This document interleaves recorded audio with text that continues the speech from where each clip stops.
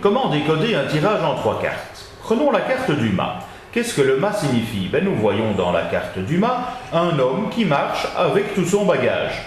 Voilà quelques significations: un homme, un vagabond, voire même un mâle en rut si on considère le bâton sous son angle symbolique qui signifie un phallus. Et ici, il est plutôt raide. On peut également voir l'expression prendre ses clics et ses claques et s'en aller. Prenons une autre carte. Imaginons maintenant, à la fois à l'endroit et à l'envers. À l'envers, je vous rappelle, obstacle, problème ou difficulté, la carte de l'étoile. Elle pourra donc signifier le don de soi. C'est une personne qui déverse le contenu de ses jarres, elle donne tout ce qu'elle a. À l'envers, cela signifiera plutôt la pauvreté. À l'endroit, c'est une personne à genoux qui se met donc au service de. Mais une personne à genoux à l'envers, ce sera une femme soumise. Je dis femme parce que le personnage de la carte est féminin. Nous pourrons voir également, avec le fait de la nudité, une personne à genoux, à l'envers et nue, une personne abusée. Voilà qui est plus douloureux. Imaginons maintenant une dame qui vient désespérée en tirage et qui demande ce qu'elle doit faire. Eh bien, ma foi, la carte de la justice, si elle est tirée, pourra l'aider. La carte de justice donne justement poser un acte juste. Oser voir la réalité en face avec les 3 yeux qui vous regardent.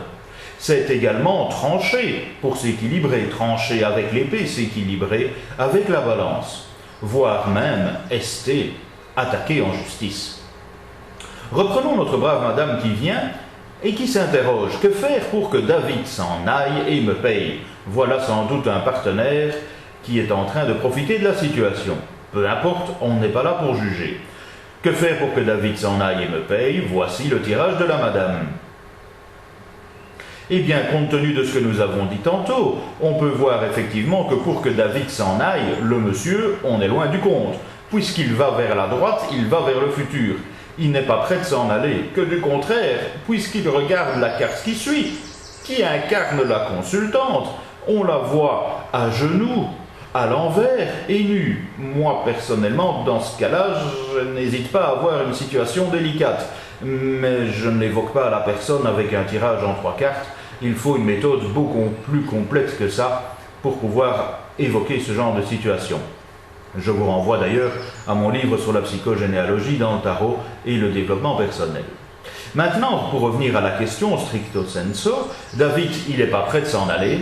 La madame, elle déverse le contenu de ses jarres, donc effectivement, elle doit dépenser de l'argent, elle vit mal la situation, elle est à genoux, elle est nue, oh là là, c'est visiblement pas top. Dieu merci, la dernière carte nous donne une solution claire, nette, tranchée. Il s'agira pour elle d'attaquer en justice ce monsieur David, afin qu'il s'en aille et qu'elle le paye.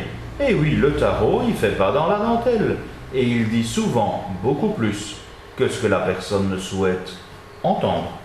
Voilà qui est parfois délicat pour le tarologue. Je vous renvoie au code de déontologie. Bonne méditation!